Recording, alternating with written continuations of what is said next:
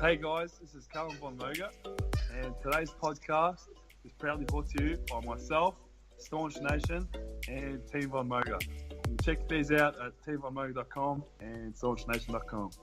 Catch you later.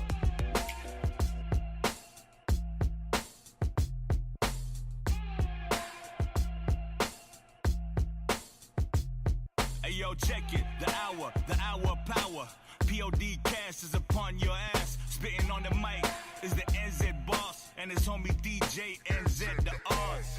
Yeah, don't twitch, don't snitch, don't switch. Just open up your senses. And now listen to the hour of power. To the hour of power. To the hour. Yo, what's up everybody? Welcome to episode 2 of the NZ Boss Hour of Power podcast. It's me, your bro, Shane Hunter, NSNZ Boss CEO for New Zealand, WFF Pro Bodybuilder, and Family Man. I've got my co-host, the bro, at DJ Bigwig, Nutrition Systems Australia, Director of Operations, also my prep coach, life mentor, BFF. Good to have him. And today we're featuring the one and only koala freak, Calum Von Moger from Australia. So be prepared for a really, really good Grisby, Aussie slangy podcast, guys. So before we get Calum into it, Calum Von Moger is an Australian bodybuilder, YouTuber, and actor. At only 27 years old, Calum has already won 3 Mr. Universe titles and has also been cast as Arnold Schwarzenegger in an upcoming film, Bigger. Calum began training when he was 14 years of age, competed at 20 in his first bodybuilding show, where he went on to be the first place junior Mr. Universe. The koala freak, Calum Von Moger, welcome to the show, brother. Thanks, Shado. Great to be on the show. Thanks for the intro. And yeah, good to catch up. Big Calum. Well, hashtag. Here he is. Hashtag it. I'm excited. Hashtag wet. Hashtag Drew has been riding elephants for a long time waiting for this moment. But yeah, massive thank you for being on the show, bro. We've known each other, a few years now.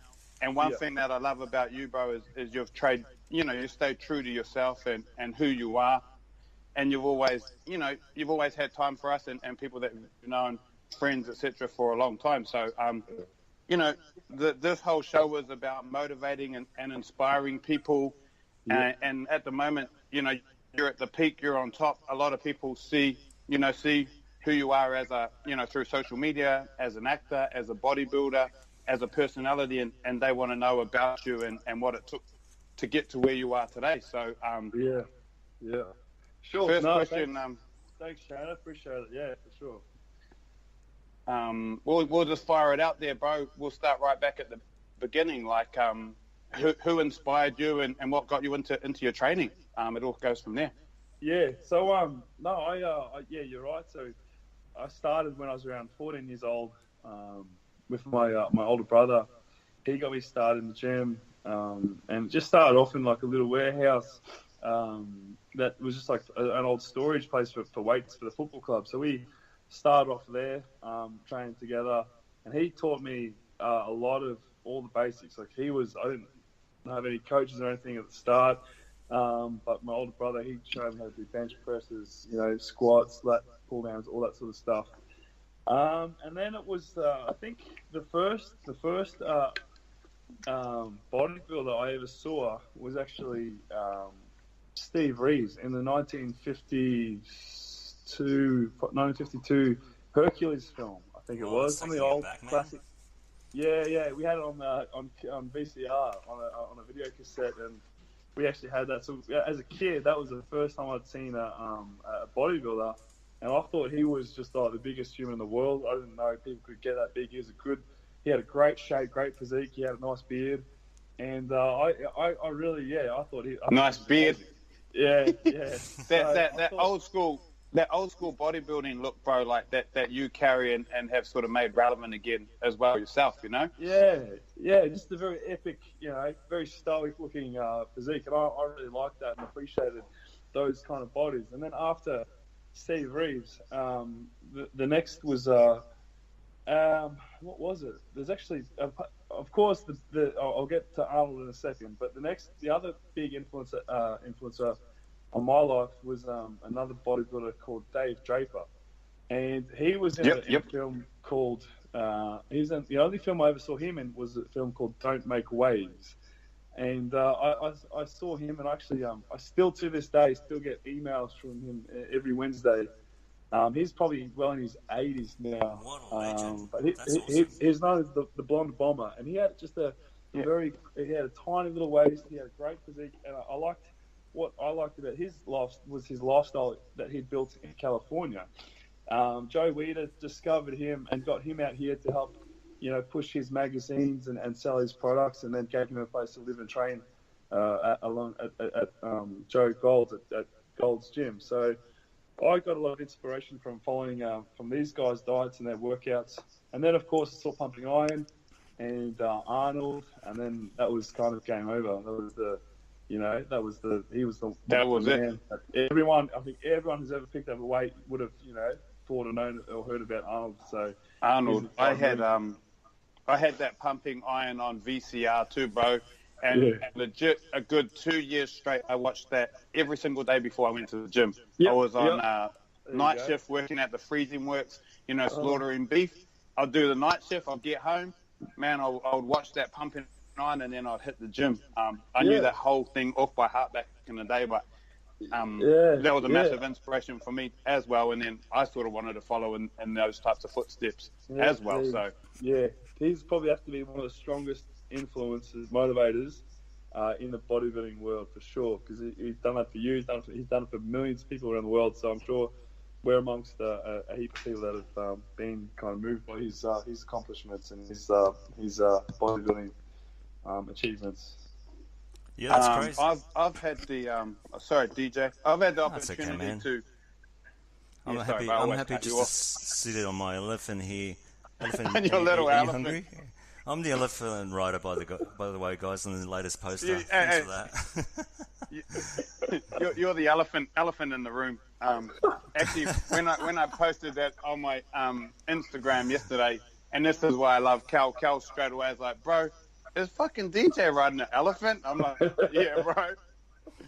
Man, not just riding an elephant, riding it in full disguise, just in case someone from the animal protection department gives me a call and says, are you on that elephant's back? Thanks for that, man. I want to know what that situation was all about. You're definitely on the SPCA watch list, that's for sure. But we'll talk about animals soon, but I've had the opportunity to have dinner with Arnold when we represented Arnold's brand a couple of years ago. New Zealand, we sold more product per capita than most other countries in the world, and Arnold invited us to dinner.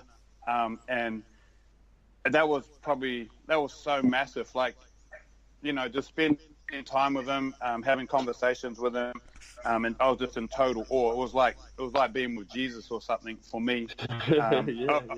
Obviously, you've got a good relationship with him now, through the movie and through, a lot of people saying you're Arnold version 2.0. Like, what, you got any good stories or memories or anything you can tell us about your experiences with Arnie? Yeah, well, probably the most recent one was actually this weekend, just a week ago at the Arnold Classic. I went over to Ohio for the weekend to work the booth for Staunch Nation, and so I went to the expo. I met a lot of fans there, and my physical therapist, so the woman that is helping my bicep injury, she's actually Arnold's partner, and so so her and Arnold go to a lot of the expos together, and I talk to her about Arnold when I'm at the therapy sessions, and I got to Ohio, and she said, "Hey Cal, we're having a lunch. Come swing past, and you can come over and have lunch with us." So I went over. I just was finished a meeting, went over, sat down at the lunch table with Heather Arnold and his a group of his friends, and he's got a pretty cool bunch of friends where most of them are Austrian or from, they're all foreign. So he's got all friends from school, people he grew up with. But it was very cool. We got to sit down. I talked to him at the lunch table. Did you just say Austria, Calum? Austrian.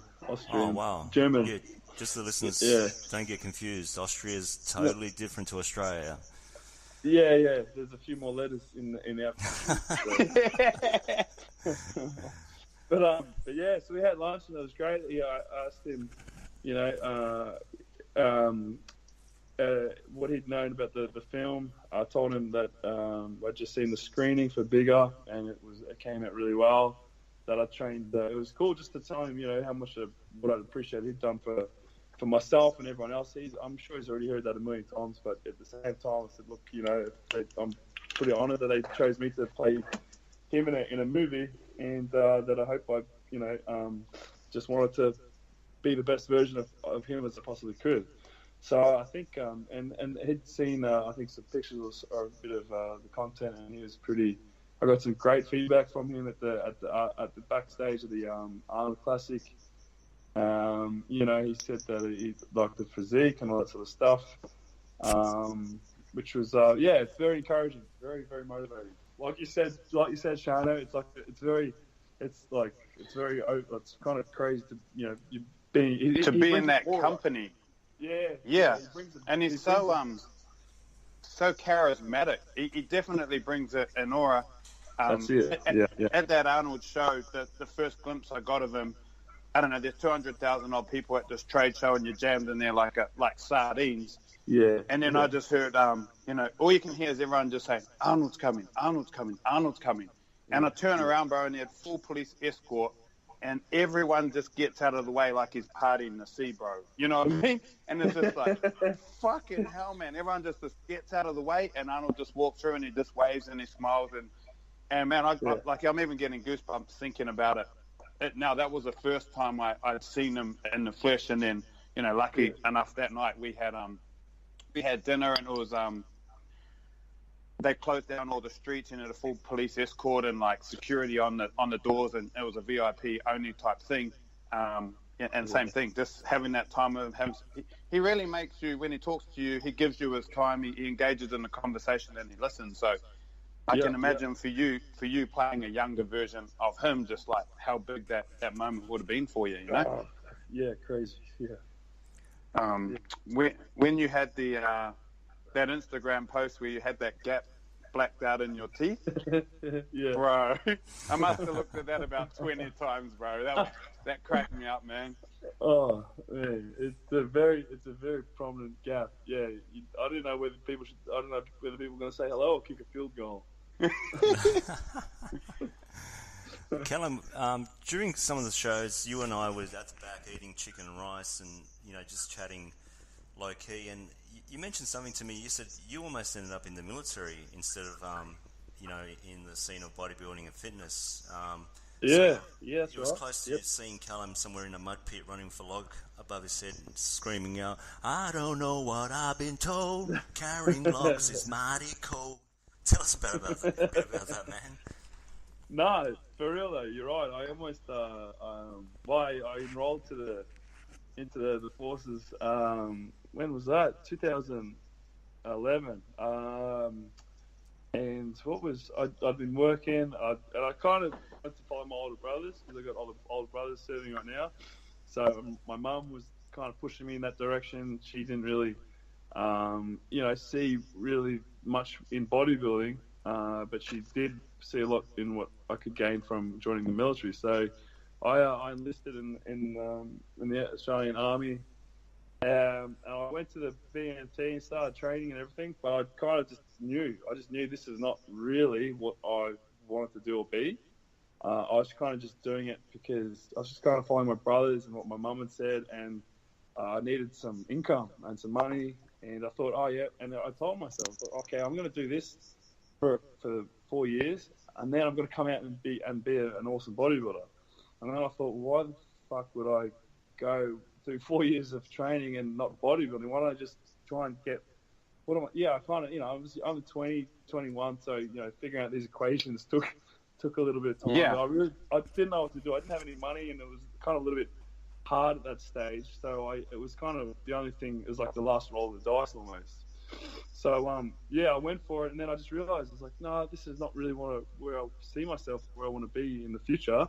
So why not actually just give it a crack and go for what I really believed in, what you're passionate about. Yeah. Yeah, exactly. Yeah, and I've got a lot of friends in the army, and my brothers, I love them to death, and what they do and everything. And I knew it wasn't cut out for me, or what I wanted to do. So I got out, and then I just wrote down some goals of exactly what I wanted to do, where I wanted to be, and just since then it just all gained a lot of momentum and just blew out. It blew up. I heard a couple of people said, "Oh, bro, did you know that Calum was in the army, bro, but he got kicked out?" I was like, "No, I actually didn't know that." They were like, "Yeah, bro, because he didn't want to cut his mullet off, man." That's what I got told. You didn't want to let go of the mullet, bro. No, I had a beautiful mop of hair, and then when you rock up, the first thing they do is they zip all your hair off like number 2. So you're gone. I was skinhead. You're one of the thousands to go. Just a bit off the side, maybe something like. Yeah. Or can you just leave a mohawk, thanks? No worries. And then you've got a target on your back saying, "Watch this guy. Make sure he works 8 times harder." I bet you were one of those kids back in your prime, at younger days. You had a rat tail, yeah? I bet you were one of those kids. Had a mean rat tail. Bro, you got it. Just like 90s, back in the 90s, you were rocking it hard, like a Costa Zoo style. Vanilla Ice just came out, and those lines and the flat top, that was the go. And I was one of those guys. He claims, bro. He reckons that he had one of those African American afros going on too, bro. I can't picture it, bro. No way. Man, the Michael Jackson 5 some one. of my old archives up and share with you guys. Get ready for that. Yeah, I want to see some filthy throwbacks in the IG next week. But I tell you what, he came out of his mum's vagina with a full blue. I think he came out of there anyway with a full blue Adidas tracksuit on, bro. And I reckon he rocked that for the first 25, 30 years of his life. That's for sure. Head to toe, and a toothpick. Shana, try and stay on track, man. Take your protein shake. All right. I'll rewind it. Stop ODing, man. Okay. Sorry, mate. Sorry. So so you decided that the army wasn't for you, bro. You wanted to follow your passions and your dreams. Yep. And then, like you said, it sort of just blew up. Yeah, Let's rewind it a little bit. I sort of remember the days that you were working in the GNC in the retail industry. This is sort of how I remember it. You're working in the GNC. You're doing some bodybuilding. Yeah. You sort of did a bit of a photo shoot. Ended up on the cover. Everyone said you're Arnold, and now you're one of the biggest things in the game. Give us your perspective how it sort of happened. Yeah, kind of like that in a roundabout way.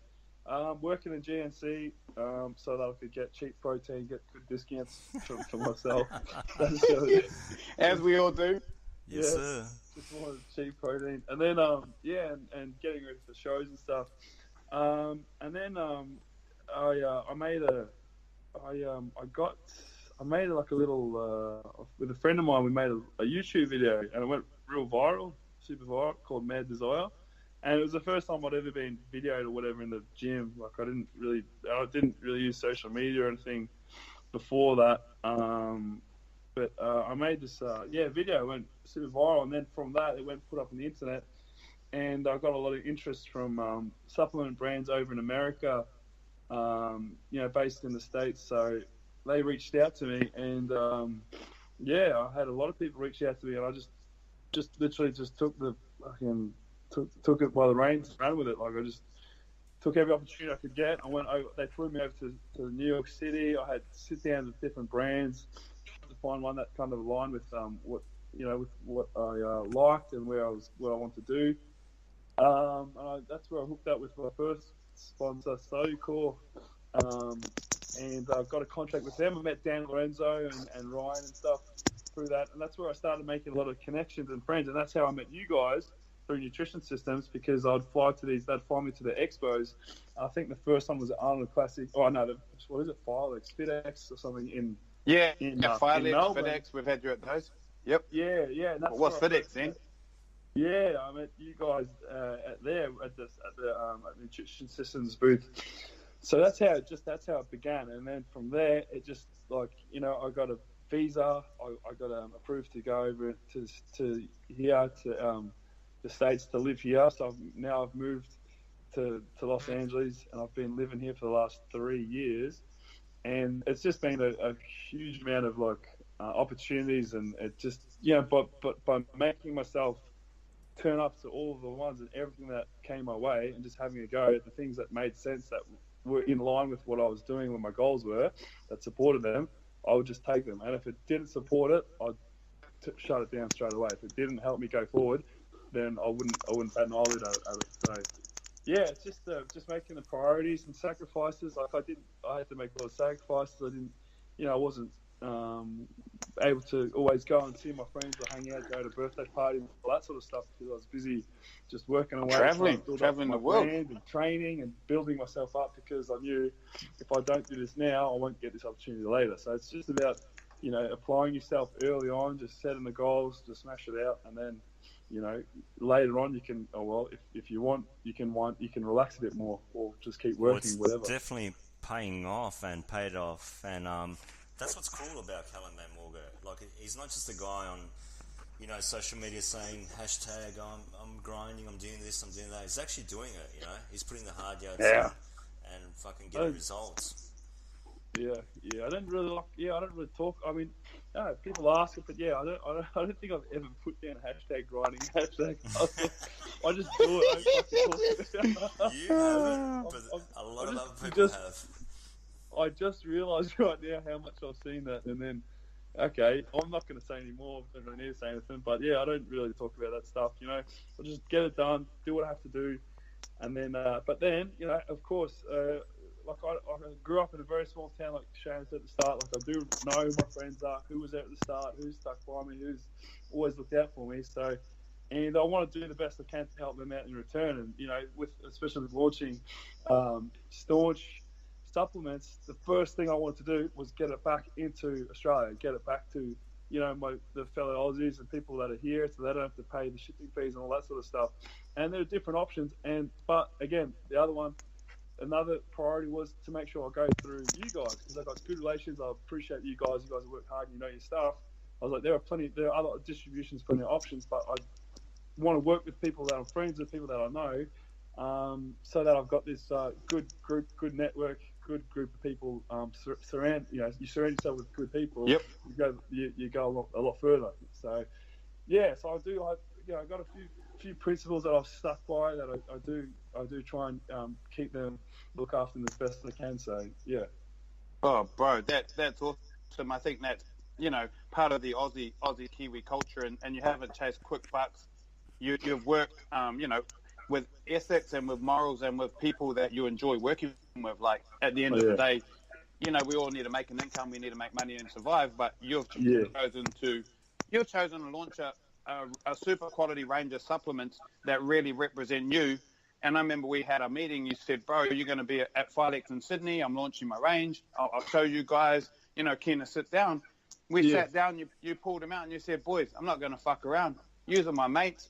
I know yous are the biggest and the best. I want to work with you guys. Everyone's chasing me, but you guys are my boys. I'm sure we can work together and make this successful. Like, I'm all yours. Like, what's it going to take? Let's do it together. And you said right then, let's do it together, and let's have fun in doing it. Let's bring something new and sort of sexy to the industry.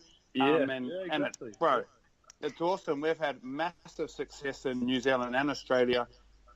In the last few months, we've only recently launched the air shipments in both countries, sold out straight away. The sea shipments have come in and are cranking. And not only are the products quality and they're unique with your, you putting your own spin on them, Koala Freak and the Kangaroo milk. We don't have Kangaroo milk yet. Yeah. And people really resonate with them. that. So, you know, like Yeah. I said to you, I'm proud to represent your brand and work with you, you know. So, No, appreciate it. Of course. Yeah, look after it. You got to look after the fans. but a lot of people just are worried about making a quick buck and burn people here and there, and that's definitely something I don't see with you, you know. No, that's right. Yeah, no matter what, there's always you got to and there's like that's the thing, especially out here. I've learned pretty quick. You know, there are people that you're right that they'll take shortcuts, or it's just or they'll walk over you, or you know, it's just they're not good business relationships, and it's something that I've had to learn the hard way a few times. But you know, I've seen how you guys work, and you know, I'm gonna blow some more smoke up your skirt, so watch out. But I've seen how you guys work. I know you guys. I'm liking it. Can you feel it yet, Juro? Is it there? I'm feeling you, bro. I'm feeling Hashtag wet. I wouldn't go any other way. You know, even if you know we got to get there's a few little hiccups. Got to like this is the first time working with my partners here that they've kind of distributed overseas like this, and I knew it's going to be like you know this whatever, but we're going to get there. I don't care how we do. We're going to get there. We're all going to work together, and we have. That's it. Now that we're there, everything's going well. My partners are super happy. They're stoked how everything's going. And I am too. You guys you guys support me, so I'm keen to come over there, do some store visits. Actually, that's the other thing I was going to talk to you about. We've got to do some work out some stores to come swing past in Oz and New Zealand when I can. So hopefully I can do some drop-ins in April.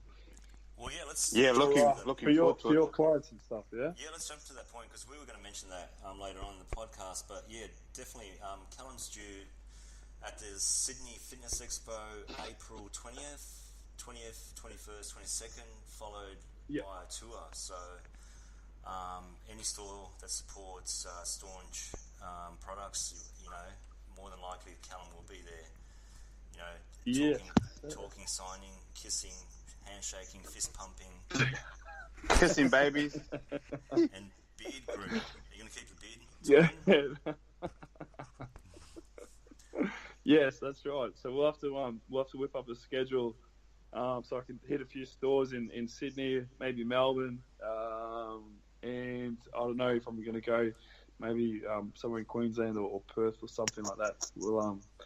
We'll have to do that. I'll have to get over to Auckland or Wellington too, and hit up some of NZ stores when I can too. Yeah, bro. Like it was awesome having you at the Fitness Expo. Yeah. Juro needs an excuse to come here, but obviously the Kiwis love you, bro, like the Aussies do. So it was really awesome having you here, and you know, we've heard a lot of good stories and the impact and the way that you've inspired people for coming here. You know. Yeah, awesome. Good to hear.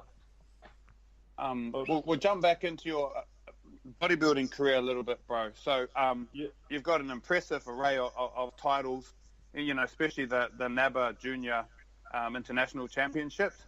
You won the WFF Junior Mr. Universe in 2011, and then, you know, the last couple of years you've won the Mr. Universe another 2 times. Yeah. Well, 3 times, actually. So, total of 3 times, yep. Well, bro, that's super impressive. Well, obviously it takes a lot of hard work and dedication. Where are you at with your bodybuilding career now and your sort of short-term or long-term plans? Yeah, so that's a good question, and it's something that I do keep kind of asking myself that in a way as well, because I'm just gonna it's a little bit, it's changed. Like I'm very passionate. I love bodybuilding, and I've competed, I don't know, maybe 15, 16 times or something. I've won some great shows, and my goal was always, I never wanted to do the Mr. Olympia because I just wanted to do Mr. Universe until they opened up the classic physique division, and then that got me interested. But of course, I wasn't affiliated with I'd never competed in the IFBB or NPC or anything before, so I had to affiliate myself with that. And the time came when it was time to move over and start. You know, I met with Jim Mannion. He's a really nice guy. I've had lunch with him a few times at the Firehouse, And we talk, and I told him, I expressed my interest in competing in some shows, and he said, I just asked him what I remember asking him like two years ago, I think, 2 or 3 years ago, what shows or what's the best way to go? So he said, because I'm not a citizen, you have to go win a few NPC shows, and then you can qualify for your pro card. When you get your pro card, then you can start doing pro shows, and then you can qualify for the Olympia that way. So I did that. I won 2 overalls back to back in the end of 2016, and then I got very busy with work and my brands and launching the supplement line, and then filming and doing a lot of touring and travel and getting ready for this some acting classes. So 2017 I didn't, and then I had a setback with my injury, so I didn't have a good amount of time, because when I get ready for competition, I like to just completely dedicate it 100% to getting ready for the show. I don't do things. I don't like going in by halves. So I didn't have a good amount of time to get ready for a competition to do another show last year. And then I had the setback with my injury. So right now, to answer your question, my focus is to get myself just with the rehab with my biceps there, just to get that back to the shape that I was in pretty much when I filmed for Bigger, because I was in premium optimum Arnold shape then. So that's 245, 250, a good solid build then. So I want to get back to there.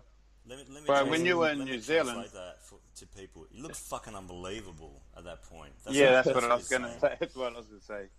Oh man, there's some. I actually just got the pictures sent to me for PR for the Bigger film, which I'd love to share with you. But there's some under Mr. Olympia against Sergio Oliver Jr. And I'm not. I mean, I don't really like talk myself up, but yeah, I was pretty impressed. I was like, shit, I think I fucking actually won that competition, even if it was just easily, even in the movie, bro. You were here, in New Zealand those last few days for the New Zealand Fitness Expo, and we trained together and stuff. And then you flew from here to LA to do the filming for that movie. Yes. So you were in peak condition here, and I remember, I remember looking at you and just going, holy shit. Like, you're just so well put together. You had size, you had conditioning, like really good proportion, fullness. I think I kept talking about you, for the next couple of weeks, and my wife was like, fuck it, are you married to me or Calum? Like, stop talking about true. What's going on? Yeah, awesome, man. That's what I got to get back to. Yeah, that shape at New Zealand was good. That was unbelievable. And you were doing some big weight, man. Yeah, that was the best shape I was in all last year until my little setback. So that's where that's the goal. That's where I get back. That's that photo shoot I did with Sean Poe. Yeah, at the muscle at the gym there. That was NZ Muscle. Yeah. So you did back that day. One day we trained, you did back. I think you did like 20 sets of deadlifts. I don't know what it was, 4 or 5 plates aside, and then you smashed out your back workout, bro. Yeah, I went nuts. I've still got that's one of my I was hard out instant training back then because one, I needed to bring it up, and two, I wanted to kind of try and get similar to Arnold's proportions, and my back was one area that was lacking. So I used to smash it 2 times a week like that. Yeah, that was ridiculous. It was good to witness, bro. Too bad I wasn't there. We could have done 2 hours cardio after your weight session, but maybe next time. Oh hey, bro, Arnold's a bodybuilder, bro, not a triathlete, bro. You got me, bro. Hey, Cal, talking about your injury, so how's that coming along? Are you? We can see that you're starting to train again. Obviously, you can't go too hard too soon, but what's the set of guideline, or is there a guideline towards full recovery? Yeah, I've just been going by the book, just listening to everything my physical therapist, the doctors have told me. It's getting better. I'm finally putting a little bit of size back on it. It's a little bit fuller. So the main thing first was getting the range of motion back, because I couldn't supinate my wrists. So I had restricted range of motion when the cast came off after the surgery. So I've been doing all the rehab to get full extension and supination of my wrists and elbow. And then once that comes back, then I can start re-strengthening my bicep. And there's a few different techniques that we've been using with a blood flow restriction to help increase blood flow to the area without lifting any weight, without doing anything, just the wrist exercises. So it gives you like a metabolic pump instead of a mechanical pump, so I don't have to put any strain on the tendon. And then the other stuff is to minimize inflammation, and do that through anti-inflammatories, through massage and the physical therapy sessions. Get rid of any scar tissue, because if you have scar tissue, people don't understand. If you have too much scar tissue, you can't build muscle where scar tissue is. So you have to eliminate that and kind of use the tools, scraping to minimize that. But now it's at a point where I can train. It took about 12 weeks from surgery to be able to properly, start doing chest and back together. So I'm at about, I'd say it's about 50-60%. But and hopefully in a few more weeks I can start doing more bicep exercises. Yeah. That's good, and obviously everyone wishes you the best towards full recovery. And I'm pretty sure Shane knew about the wrist exercises you're talking about without actually lifting weights, don't you, Shane? Bro, I think those couple of years you spent in the military, I remember one of your arms being bigger than the other for sure, particularly in the forearm region. I'm more than happy to show that exercise, brother. Hey, this guy comes back from serving at about 119 kgs and about 5% body fat. And I go, bro, you must have been taking something for sure. Like, that's not natural. You're synthetically modified. And he's like, nah, bro, I was just getting 3 vitamin shots a day. Yeah, what? Right, mate. Yeah. He's like, are you talking about on the universal vitamins. shoulder, bro? What are you talking about? Good one, mate. Yeah, good one. So, good one. so that's the injury. Old lefty. Is it a he or a she, bro? Lefty? Oh, well, nah, it's a he. It's a he. Shout out He's to the coming injury. along. I don't know. It's gender neutral. Gender neutral. Man, you're definitely looking at politics after bodybuilding, aren't you? You're political, man. No way. I'll stay away from that. It's not my bit. I'll vote for you. I saw a good I saw Donald Trump's I don't know if it was real or not or a meme, but it was Donald Trump's Twitter post yesterday celebrating International Women's Day, and it said happy International Women's Day, please send nudes. And then it said, basically, except Hillary. I was like, this guy is gangster. That's Juro's dad for sure. Come on, man. Ruthless. Don't mention me and the president of the US in one sentence, man. I'm in enough trouble with the elephant as it is. I don't need the US government on my ass. Sorry, brother. Sorry. So, with the acting, obviously you just played a young version of Arnold, and you're recognised as Arnold 2.0. There's been a lot of rumours and stuff, and fan talk requesting you to be cast as next Terminator or something like that. Is there any exciting acting prospects in the near and short, long-term future? I'm not gonna. You can't tell us? Oh, I can't say anything yet. I can't really say anything yet. Well, I don't really like to say anything until I know for sure. Yep, fair enough. But all I will say is that I met with the director, with Tim Miller, who directed Deadpool and a few other big films. I met with him 2 days ago. I think it was 2 days ago. And so he's and I'll say that he's directing the next Terminator movie. Oh, awesome! Shit, I'll man. let you guys can fill the gaps there. But until I know any more, So that's pretty exciting. I think from what I've heard, I think they start filming in June. That is awesome, man. Yeah, yeah. So we'll see what happens. It was cool. Sorry, go Shane. Sorry, mate. I just keep talking. I took a scoop of this koala freak, bro. So I'm humming on 360 megs of caffeine, and my arms are getting pumped from the 6 grams of citrulline malate. But so apologies. But it was good. You shot a little bit of a video and some scripted stuff when you were here in New Zealand, and we were lucky enough to call on Monty Beefham, a good friend of mine who works in TV, a sporting personality, and he did a little bit with you to help me with that script and that video while you were here, bro. That was pretty cool to see. Yeah. What's his name? Monty? Yeah, Monty Beefham. Yes, at the gym. No, I really liked it. He's a real cool dude. That was where were we at the boxing gym? That's right. I got a casting. So straight after the bigger, once I landed that, I had while I was over with you at the expo, and actually when I was in Australia, I had two other castings. One was for Creed 2 for the boxing film. Whoa. And to play Ivan Drago's son. And, Drew, a step brother. Rocky.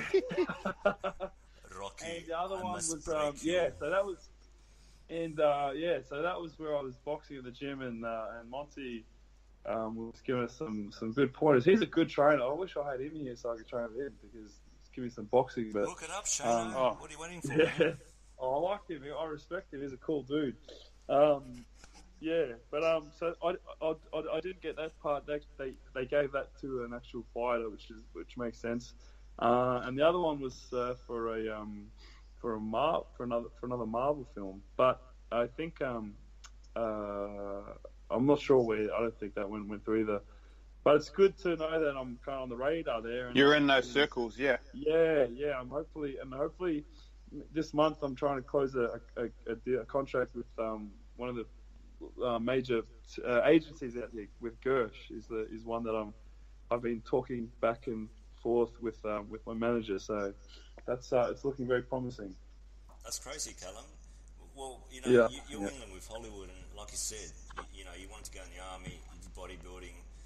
You've got your own brand now, but you're always looking for that higher goal, and that's what you're aiming towards. And Hollywood seems to be one of those goals that you're aiming for, which is crazy. And people like us will, never experience a chance to go to Hollywood. So it's good to hear the insides of that world. And talking about Hollywood, we hear crazy shit about Hollywood all the time. I mean, you haven't had a situation where you turned around and someone from the cast or someone's, had their pants down and said, "Hey, Calum, are you ready to shoot?" Nothing like that.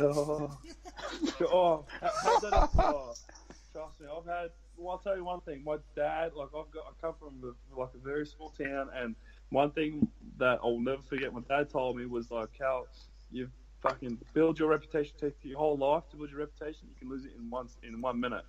He said, and it's not just your name, it's just not just your name, but it's the whole family name. So don't fuck it up. Don't, not like that, but good advice, bro. That's awesome. You know what I mean? If you represent, you don't just represent you. It's not just your name that gets put out there. It's the whole. It's the Von Moger. It's the family name. So if you screw up around our town, Powerful. It comes back to mum and dad. So I remember that. I will never forget that conversation with my dad. So every time that those things have come up my way, gay for pay, webcam, all that sort of bullshit. Guys, asking me for their dirty, asking me for my jocks and my socks and all that sort of stuff. I just tell them, I'll either troll it and just give them a bit of a just kind of piss them off or something. But I'll never conform to all that sort of stuff. I'll never go to the dark side. I'll stick. As long as I live, I'll be fighting those temptations. So, I mean, that's just the world. That's what the world. Fuck, I wasn't expecting that, man. Fuck, sorry about that question. There's a bit of real life in there. It's just it is what it is. I love it. I love it. Yeah, it's out there. It is. People, and I'm switched on with all that sort of stuff, and I won't take an easy road out for a quick fix or whatever. It doesn't. I'll work my ass off and keep my reputation. Thank you. I'm not going to go down, bend over and get paid off the easy way. That's bullshit. But it does happen out there, and it's as much as I'm with it, I just hope that other people out there don't go down that road, because like I've seen what happened to other people, and they can't get roles, they can't do certain things anymore because their reputation's been burned. Shane, So are you writing this down, man? Bro, you got to take I'm care like of Calum. number one. Yeah.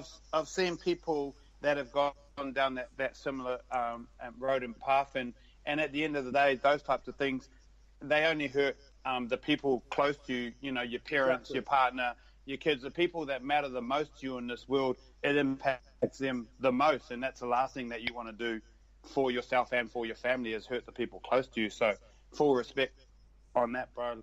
Like, you know, it's good. Like, I've always known you come from a good upbringing, and you got good ethics, bro, and good morals, you know what I mean? And you stick by them, and you exercise them every day. So it's another reason why I got a lot of respect for you. Oh, yeah, for sure. No, I appreciate it. But it just, that's just, you know, I'm just very lucky I had a good upbringing, good solid foundations to start with. So it goes a long way. But so I'm lucky in that sense. So you mentioned your dad, you know, giving you that advice. I just want to touch briefly on your dad's situation. You know, he was in a motorbike accident, I think 8 years ago, or whatever, however long time it was, and injured his vertebrae, which left him quadriplegic. My father had a motorbike accident when I was 15 years old, and he died as a result of that accident. Oh, and, shit. Fuck. It had a big impact on my life, and has motivated me, or you know, made me choose options or take paths or take risks and things like that. How was that? How was your dad's situation? Because I know that he inspires and motivates you. Like, you know, how was that sort of? What sort of impact has that played on your life and things? Yeah. Oh no, man. I'm sorry. Yeah, I didn't know that, but he's played a big role. Still plays a big role. His injury kind of I mean, I don't know how I'd go about losing it. That would be mega town. But I was 17 when Dad had his accident, and I'm just grateful. Like, thank God. I'm super thankful that he didn't die and that I can still talk to him. You know, he's there. Yeah. And I've been able to. You know, I might not be able to do as many things with him, and I can't. You know, he can't come and see me or anything like that. But at least I can talk to him. You know, and that in itself is a blessing. And it's just it's motivated me in a sense that he's not able-bodied to do things anymore. So whenever I'm having a shit day, I don't feel like getting up, I don't feel like doing something, I look at where his position, I go, there's no fucking excuses. Like, he can't do that. He physically can't do that. So don't be lazy. Don't be a slack off. Like, you can go and do something. You can make a difference. You can be out doing that sort of stuff that, you know, a lot of people would give up anything to be able to go and do. So that's kind of the mentality that I've got, is like, you know, I'm very lucky and very grateful for where I am and what I've got. So don't waste it, and don't throw it away, and don't you know, take everything for granted. Yeah, for sure. And my dad's situation, like, it's not the best. Like, he does, and I know he keeps it from me, and Mum keeps it. Like, they don't tell me everything because you know, I think sometimes he's not good. Like, I think just with his health, you know, he puts on a very strong face, and he'll like pretend like everything's fine. But I know sometimes, like, when I've gone back over, I always go back Christmas. I'll try and catch up on birthdays or whenever I can see them. If I'm traveling, I'll go and make time for them. But he always puts on a strong, brave face, and I think the last few visits he's been a little bit sick maybe. But he's got good support. Mum's there. He's got good carers and stuff. But it's a very unfortunate injury, and it has taken its toll on his body, on his digestive, on his rest, on his healing, all that sort of stuff. So yeah, I just got to remember to make time to talk to him whenever I can and see him. So hopefully, he's on the mend, and just keep praying that he holds on and can stay with us for longer. So, brother. Well said. Calum, just with young people these days, like, there's obviously a lot of peer pressure and social media influence, you know, for young women, but now also young men, you know, to be of a gym physique, look shredded all year round, you know, and they're trying their guts out, and, you know, most of these guys will do pretty much anything to achieve that goal. And, you know, we've all been approached in the gym, maybe more so you guys than me, because I'm a triathlete, but these guys, you know, want to get muscle and they want to get it quick. And what's the answer? Yeah. Like, what's your message to them as a, as a person that's, going from that and can give some valuable advice? Yeah, for sure. This is a message to the younger kids and, boys and girls who are looking at, there's a lot of influences, there's a lot of impressions and people now on social media. And, I think if you do want to, let me think. My advice to them would be just find good role models, good mentors. And when I say that, it's not easy sometimes to find good role models and mentors because you have to be careful that they're going to be taking into consideration your health, mental health, physical health, those sort of things. So if you're someone who's trying to, really get to the next level with your physique and your training, there are shortcuts and there are things, there are different, you can go down different roads. And someone told me this once, and I'll share this message with you. It's if you go into for me, I got into competitive bodybuilding. I trained for the first 6 years. I was natural, didn't take anything except protein, creatine, and I just wanted to build up my body as best and as big as I could, And then I won some shows and stuff.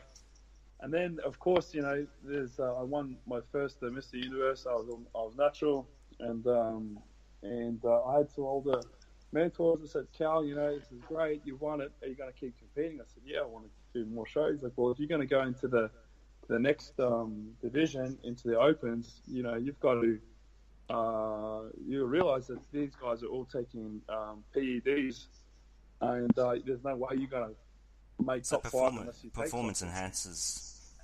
Yeah. So and that's something is like if this is a message to the kids out there. If you're going to go, if you're competitive bodybuilding, and there are shows that are tested and non-tested, and if you want to get into those untested ones, that's got to be an individual choice. That's got to be, you shouldn't let anyone else influence your decision. And it should be a decision that you make, entirely by yourself and for good reasons, good purposes. If it's for bodybuilding, for winning shows, then that's understandable. But if it's just to get up there on your Instagram and or whatever, or just doing it because of I don't know what other reason why you do it, then I'm not sure. I think it's better to do the other way. Go take the safer option and just stick with and do it. The natural, and just be patient because it just takes consistency. You can build I've seen some amazing bodies built, with time, patience, and dedication to their training and good discipline with their nutrition and stuff, and all their supplementation and their diet. They can build fantastic bodies. So it's something that you just have to be very careful. And if you do decide to go down, the road with the PEDs, then make sure you have a good advice, to have a proper mentor, someone that knows their stuff, and they've got your best interests at heart, and you have to make sure that from the very start. Well, that's great advice. Awesome. Yeah, and awesome message, bro. Yeah, you got the message out. At the end of the day, you got to be proud of who you are, because your body's one thing, and your personality in that is totally different. So, what would you rather exactly.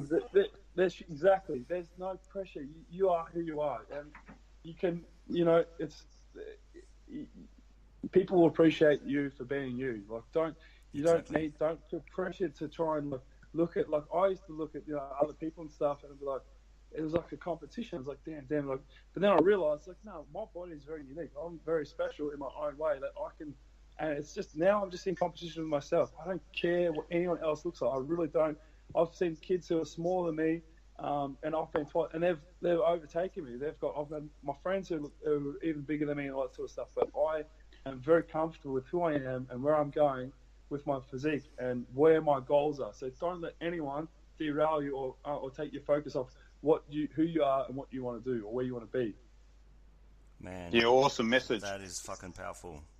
Can you Yeah. be my I wish daddy? I could put. I wish I could put that in Instagram caption, but I don't know. I can only say that when it comes from the heart. It only comes out once, so be very grateful because I can't think Or- that shit up if I tried. Well, man, just go to 53 minutes of this podcast and just say, if you want to hear it, you want the secret recipe, listen to this and go here for the answer. Yeah, you just keep digging in, you get there. Exactly. Oh, bro, I respect that you can put that message out because, for a lot of young, inspiring athletes and social media wannabe sensations, etc., you're at the top, You're at the top of the game with your following, having your own brand, yourself as a personality, and it's good that you can put those positive messages out there. Everybody wants to be the next biggest thing as fast and as soon as possible, Exactly.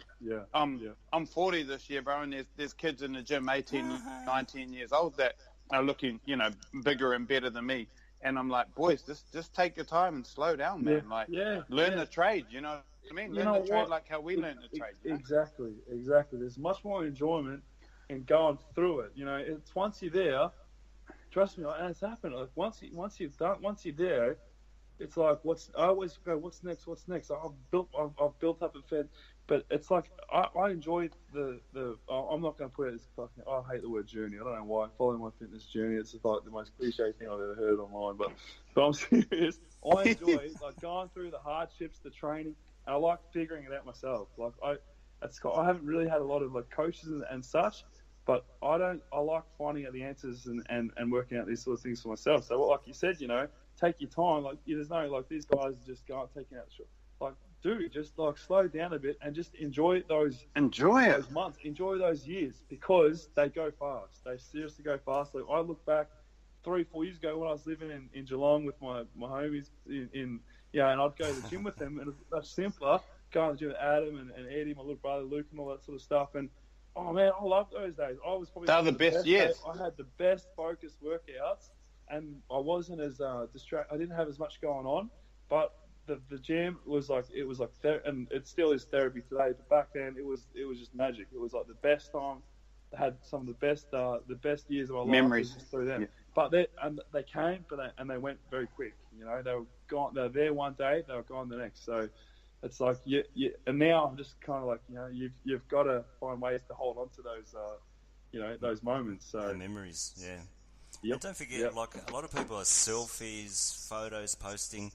Man, you don't have to do that all the time. Actually, see it through your eyes, lock it into your brain. That memory will last forever. Yeah, exactly. Yeah, you have to stop yourself. It's like people can become a slave to their social media. They can get very absorbed and very, involved with their phone. And that's one thing that I've made like a thing is like.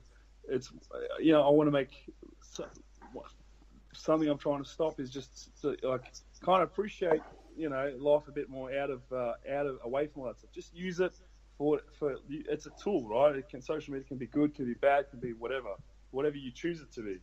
So I've kind of made a conscious decision. It's like I want this to serve me to serve my brands and my business, but also to separate my private life away from it as well, and just and make time away from that, so that I'm not just living this life in a fucking phone screen on Instagram, and Facebook. Yeah.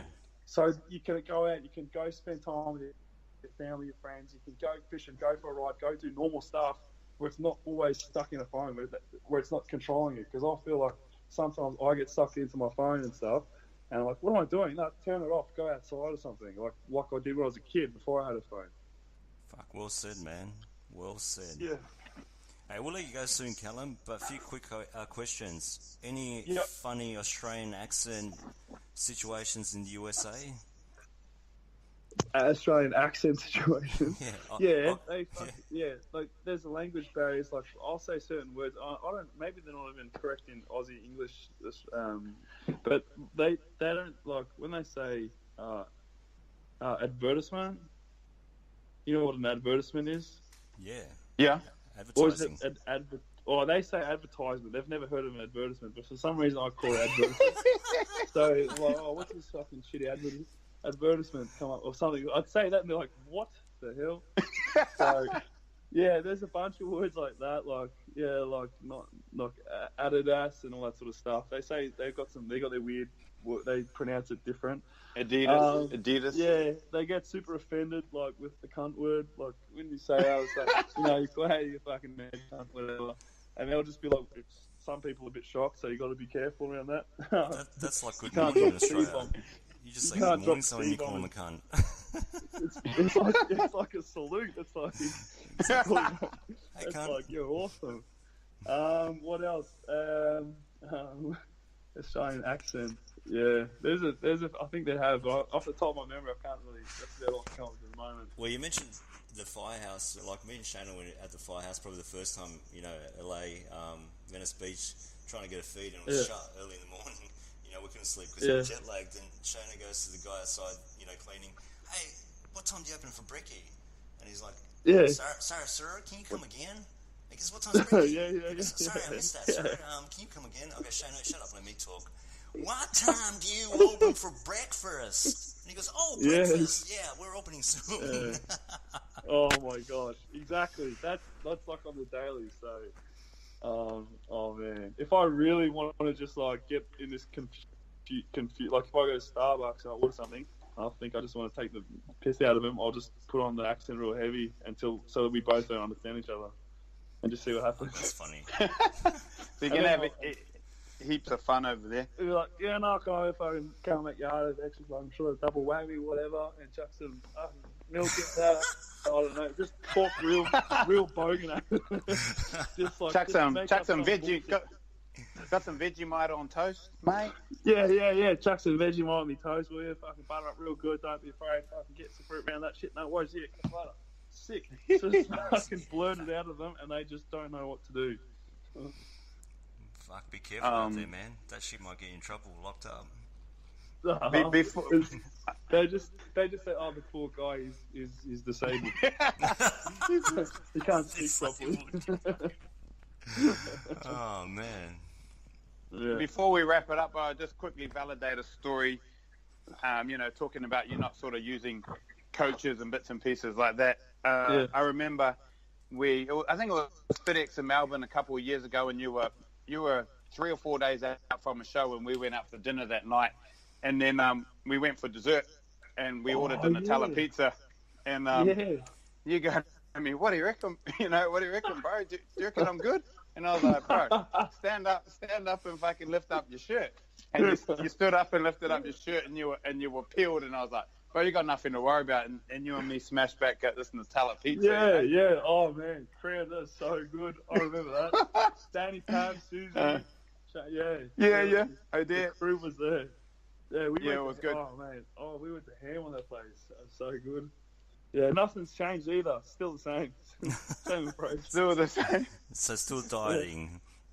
Oh yeah, waffles and ice cream for breakfast. That's like a standard now. Standard. Well, bro, it's been an absolute pleasure to have you on board. You're one of my favorite people in the industry, and thanks, bro. I genuinely, bro, I love looking at your Instagram page. I'll jump on there and I'll see you jumping off the roof of a house into a fucking swimming pool, or doing manus and staples. Crazy. And I'm like, man, this dude, he's just keeping it real, man. And you've stayed true to yourself, and you've represented Australia and New Zealand well. We're proud to represent and distribute the store supplements in New Zealand and Australia, and we look forward to having a lot of fun with you over the next couple of years, bro, and strengthening this partnership. So absolutely. Thank you very much. Appreciate it. And me too. Looking forward to all that good stuff. Some more Lyle's Child, and also let me know how I can share this podcast or whatever. So if it's shareable, I don't know. I've never done a podcast before. Certainly will, man. Thank you. We had a few technicality difficulties at the start, bro. So my dial-up wasn't working. We dialed the wrong country. Stupid bodybuilders. Three bodybuilders trying to make something happen. Shana dialed up Calum, and I said, what does it say is screened? He goes, United States. I'll go, show me. United Arab Emirates. Dung dung. Close enough, bro. Close enough. But nah, we honor and thank you for your time, bro, and your friendship and relationship. Wish you all the most success, and let's just keep killing it and doing what we do. So, thank you, bro. Thank you, Shana. Thanks, bro. Thanks, Stuart. Thanks, Calum. Appreciate you guys very much. God bless you, man. Much love. All right, keep in touch. All right, Bye-bye. cheers, brother. Stay good. Hey yo, check it, the hour power. POD cast is upon your ass. Spitting on the mic is the NZ boss and his homie DJ NZ the R's. Yeah, don't twitch, don't snitch, don't switch. Just open up your senses. And now listen to the hour power. To the hour power. To the hour power. To the hour power.